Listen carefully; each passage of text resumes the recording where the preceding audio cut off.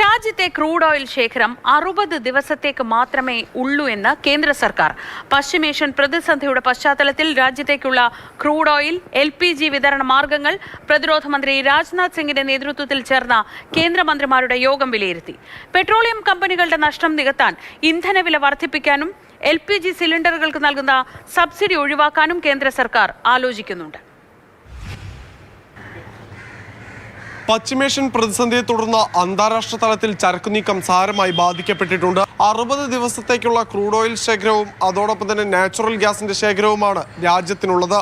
LPG ശേഖരം അടുത്ത 45 ദിവസത്തേക്ക് മാത്രമാണ്.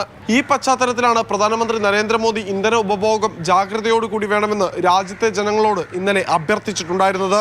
ഹമേ പെട്രോൾ ഡീസൽ കാ ഉപയോഗ കം കർനാ ഹോഗാ. ഇന്ന് കേന്ദ്രമന്ത്രിമാരുടെ യോഗം കേന്ദ്ര പ്രതിരോധ മന്ത്രി രാജ്നാഥ് സിംഗിന്റെ അധ്യക്ഷതയിൽ ചേരുകയുണ്ടായി. നിലവിൽ രാജ്യം നേരിട്ടുകൊണ്ടിരിക്കുന്ന ചരക്ക് നീക്ക തടസ്സങ്ങൾ അത് മറികടക്കുക എന്നതാണ് കേന്ദ്ര സർക്കാരിന് മുന്നിലുള്ള ആദ്യ കടമ്പ. ഇതുകൂടാതെ രാജ്യത്ത് എണ്ണക്കമ്പനികൾക്കുണ്ടായിട്ടുള്ള നഷ്ടങ്ങൾ നികത്താനും ഇപ്പോൾ കേന്ദ്ര സർക്കാർ ആലോചിക്കുകയാണ്. ഇന്ത്യയിലെ പൊതുമേഖലാ പെട്രോളിയം കമ്പനികൾക്ക് പ്രതിദിനം 1000 കോടി രൂപയുടെ നഷ്ടമാണ് വിലയിൽ നൽകുന്ന ഇളവിനെ തുടർന്ന് ഉണ്ടാകുന്നത്. ഈ നഷ്ടം നികത്താനുള്ള നടപടികൾ ഉടൻ തന്നെ പെട്രോളിയം കമ്പനികൾക്ക് വേണ്ടി കേന്ദ്ര സർക്കാരിന്റെ ഭാഗത്ത് നിന്നുണ്ടായേക്കും. ഉജ്ജ്വല പദ്ധതിക്ക് കീഴിൽ LPG കണക്ഷൻ ലഭിച്ചവർക്കും സബ്സിഡി മാനദണ്ഡങ്ങളിൽ മാറ്റം വരുന്നുണ്ട്. വാർഷിക വരുമാനം 10 ലക്ഷം രൂപയിൽ കൂടുതലുള്ള കുടുംബങ്ങൾക്ക് ഇനി ആനുകൂല്യങ്ങൾ ഉണ്ടാകില്ല.